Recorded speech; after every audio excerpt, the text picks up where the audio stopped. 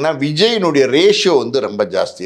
விஜயை பொறுத்த வரைக்கும் பார்த்தீங்கன்னா, நம்ம கில்லி, அதுக்கப்புறம் போக்கிரி, காதலுக்கு மரியாதை, அதுக்கப்புறம் பார்த்தீங்கன்னா நண்பன், ஃப்ரெண்ட்ஸு, அப்புறம் வந்து பத்ரி, ஆதின்னு ஒரு படம் வந்துச்சு, பிரியமானவளே.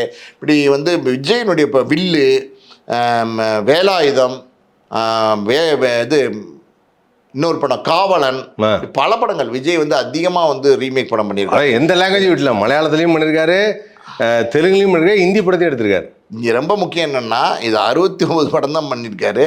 இதில் கிட்டத்தட்ட பார்த்தீங்கன்னா ஒரு 19-20 படங்கள் ரீமேக் படங்கள் பண்ணியிருக்காரு.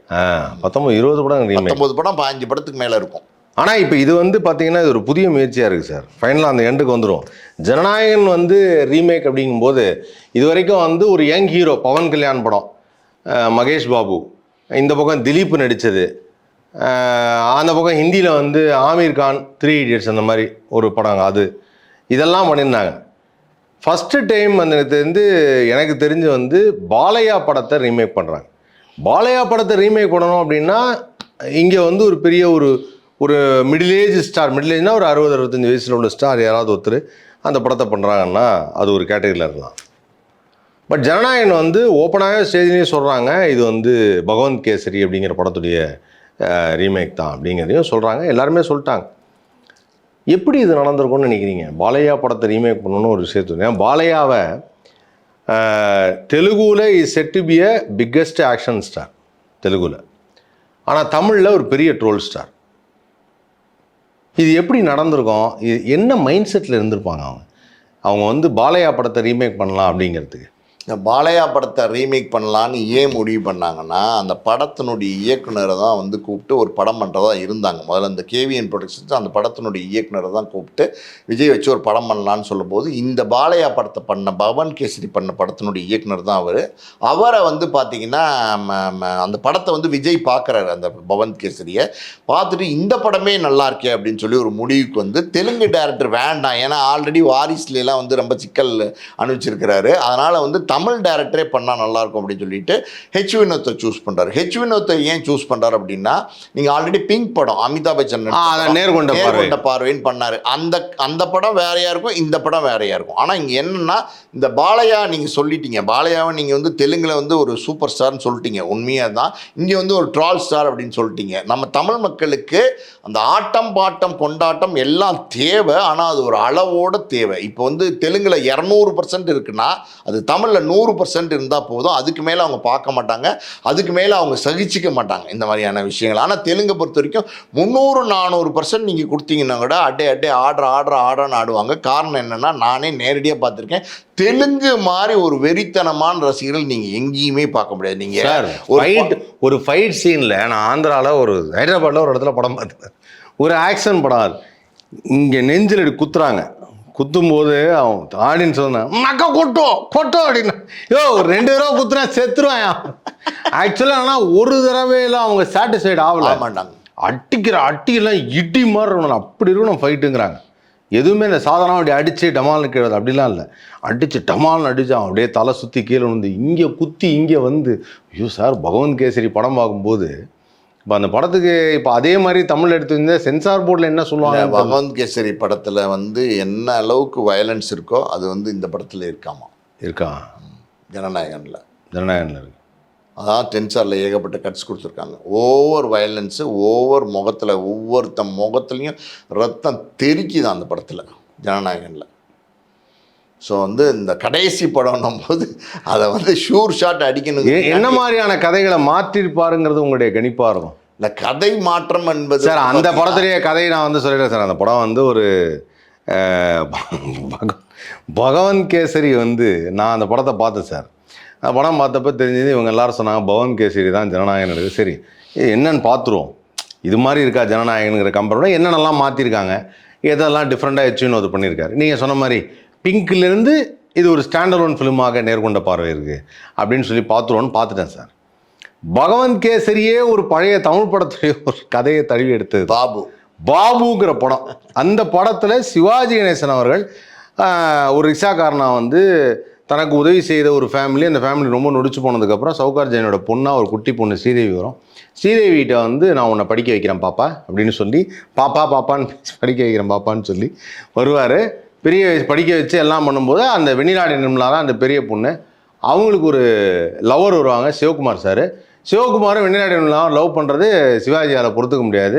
உன்னை படித்து பட்டம் வாங்க சொன்னால் நீ போய் லவ் பண்ணுறது இது பண்ணுறியா அப்படின்னு சொல்லி சொன்னோன்னே, நீ யார், என்னை எடுத்து வளர்த்ததுனால உனக்கு என்ன உரிமை இருக்குது அப்படின்னு சொல்லி என்னை தயவுசெய்து இனிமேல் விஷயத்தை தலையிடாது அப்படின்னு சொல்லவும், சிவகுமாரை நோக்கி தான் போக நினச்சா. அப்புறம் காலப்போக்கில் அதை புரிஞ்சுக்கிட்டு, மாமா தான் நம்ம சின்ன வயசுல நம்ம பார்த்து அதை புரிஞ்சுக்கிட்டு சிவகுமார்கிட்ட போய் எங்கள் மாமா தான் எனக்கு முக்கியம், இதான் பாபுவோட கதை. உடனே சிவாஜி அப்படியே என்னுடைய மகள் சொல்லிட்டாலே அப்படின்னு சொல்லிட்டு அதில் அந்த ஃபேமஸ் பாட்டு வந்து இதோ இந்த தெய்வம் முன்னாலி அப்படின்னு ஒரு பாட்டு. இந்த பாட்டெலாம் நான் பார்த்துட்டேன். இது என்ன பாருங்கள், ஒரு போன வாரம் தான் அந்த படத்தை டிவியில் போடும்போது எங்கள் அம்மா சொன்னாங்க, பாபு ரொம்ப நல்ல படம்னா. சிவாஜி ஹீரோயினே கிடையாது அந்த படத்தில். அப்போ கேசரி கிண்டிட்டு இருந்தாங்களா சார்? பகவான் கேசரி பார்க்குறேன், பகவான் கேசரியில் இவர் ஹீரோயினே கிடையாது. பாலையாவுக்கு சேம் கதை, அதே பாப்பா, அதே வயசில், இதோ என் தெய்வம் மாதிரி அதுலேயும் ஒரு பாட்டு, அதே மாதிரி அந்த பொண்ணு பெரிய பொண்ணாவது. சிவகுமார் மாதிரியே இதில் ஒருத்தர் வந்து லவ் பண்ணுறாரு காலேஜ் படிக்கும்போது. இவர் வந்து நீ ஒரு ஆர்மி ஆஃபீஸர் ஆகணும்னு சொல்கிறாரு. இல்லை என்னை ரொம்ப துன்புறுத்தாதீங்க அப்படின்னு அந்த பொண்ணு சொல்லி, இனிமேல் நான் அவங்க பேச மாட்டேன் உங்கள்கிட்ட. சார் அதே டயலாக், இனிமேல் உங்கள்கிட்ட பேச மாட்டேன். சிவாஜி சாரில் சொல்லுவார், என்கிட்ட பேசாமப்பட்டு இருக்காத பாப்பான்னாரு. அதே டைலாக் இதில் இருக்குது. நான் பார்த்துட்டு யோசிக்கிறேன், இந்த விஷயம் எச் வினோதுக்கு தெரியுமா? இந்த விஷயம் எச் வினோதுக்கு தெரியுது. இது ஆல்ரெடி ஒரு புளியோதரையிலேருந்து வந்த கேசரி. அந்த கேசரிக்கு இங்கே சார் இதுக்கு நடுவில் அந்த ஆக்ஷன் சீன் சேர்த்துருக்காங்க. அது நிறைய விஜயகாந்த் சார் படத்தில் மாநகர காவலில் வந்தது. இந்த பென்ட்ரைவ், அந்த பென்ட்ரைவை யார் வச்சுருக்கா, அதை லேப்டாப்பில், இப்படிலாம் ஒரு கான்செப்ட் இருக்குது. இது எங்கே சார் போய் சொல்கிறது? Good touch bad touch. Good touch bad touch வந்து தற்போது. ஆனால் உண்மையாக சொல்கிறேன் சார், இந்த படத்தில் அவர் எடுத்திருந்த சில சீன்கள், மதர் சென்டிமெண்ட்டுக்கு உண்டான சீனு, குழந்தைகளுக்காக சொல்கிற சீனு, அதெல்லாம் பாலையா சூப்பராக பண்ணியிருக்காரு. ஆக்சுவலாக அந்த சீன்லாம் பார்க்கும்போது உண்மையிலேயே குழந்தைகளுக்கு அப்படி சொல்லித்தரணும் அப்படிங்கிற நான் சமீபத்தில் ஒரு ஃபேஸ்புக்கில் ஒரு வீடியோவை பார்த்தேன். அது உண்மையிலேயே நல்ல சீன், நல்லா அருமையாக அந்த குழந்தைங்களுக்கு வந்து சொல்லித்தரார். அந்த சீன்லாம் பிரமாதமாக இருந்தது. இப்போ அதெல்லாம் பேஸ் பண்ணி தான் அவங்க ஒரு ஃபீமேல் சென்ட்ரிக் ஒரு கதை, ஒரு பெண்களுக்கு தைரியம் முக்கியம், புலி மாதிரி இருக்கணும் அப்படின்னு சொல்லதான் ஒரு கதை. தைரியம் முக்கியம் பிகிலு. அதான் பிகிலும் அதே தான் கதை. பிகிலில் ஒரு பாண்டியம்மா, இதில் ஒரு மமிதா பைஜு. ஸோ அதனால் மமிதா பைஜுக்கு தான் அந்த கேரக்டர் ஒன்று பண்ணியிருக்காங்க. என்னென்னா அதில் வந்து அந்த பொண்ணு வந்து ஸ்ரீலீலா தான் அதில் நடிச்சிருக்கு. ஸ்ரீலீலா வந்து அவரை சித்தப்பான்னு கூப்பிடுது பாலையா அவர்களை. இதில் அவரை சித்தப்பான்னு கூப்பிடுமா இல்லை அண்ணான்னு கூப்பிடுமான்னு தெரியல. அதுதான் எனக்கு பெரிய டவுட்டாக இருக்குது. அதெல்லாம் ஏதாவது மாற்றங்கள் இருக்கும்னு நினைக்கிறேன். எனக்கு தெரிஞ்சு அண்ணா தான் கூப்பிடுன்னு நினைக்கிறேன். அண்ணா தான். அண்ணா அண்ணா ஓ அந்த அண்ணா அண்ணா அண்ணா அண்ணா வணங்கண்ணா. ஓகே, அண்ணன் தான் கரெக்டாக இருக்கும். அப்படி கூப்பிட்டாலும் அது மறுபடியும் அஜித் அவர்கள் நடித்த ஒரு படமாக போயிடுமே, கணபதி பாபா போரியானுங்கிற மாதிரி. ஸோ ஆக மொத்தம் வந்து ஜனநாயகன் வந்து 1960களில் வந்த ஒரு படத்துலேருந்து ரீமேக் ஆகி தெலுங்கில் எடுத்து, தெலுங்குலேருந்து மறுபடியும் தமிழுக்கு எடுத்து, அந்த படத்தை மறுபடியும் வந்து அவங்க தெலுங்குலேயும் டப் பண்ணி ரிலீஸ் பண்ணுறாங்க.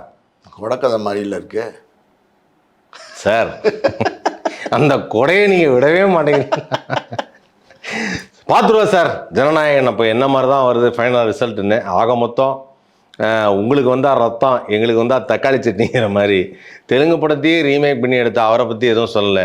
தெலுங்குலேருந்து ஒரு நல்ல இயக்குனர் வந்து இங்கே படம் எடுக்கும்போது அவரை பற்றி ரொம்ப அவதூறாகவும் கேவலமாகவும் பேசிகிட்டு இருக்கிறார். அதை தான் இங்கே வன்மையாக நம்ம வந்து கண்டிக்கிறோம். வன்மை யாரையுமே அந்த மாதிரி அவதூறான கேவலமான வார்த்தைகளில் பேசக்கூடாது. வார்த்தைகள் உபயோகப்படுத்தும் போது ரொம்ப கரெக்டாக இருக்கணும்னு உண்மையிலேயே. ஆனால் நீங்கள் ரொம்ப அழகாக தமிழ் சினிமாவில் நடந்த சில விஷயங்கள், இவ்வளோ வருஷமாக தெலுங்கு மக்களோ மலையாள மக்களோ ஹிந்தி மக்களோ இல்லாமல் நம்ம இல்லைங்கிறத, இந்த இண்டஸ்ட்ரி இல்லைங்கிறத ரொம்ப அருமையாக சொன்னீங்க. நன்றி sir. Thank you sir. Thank you so much.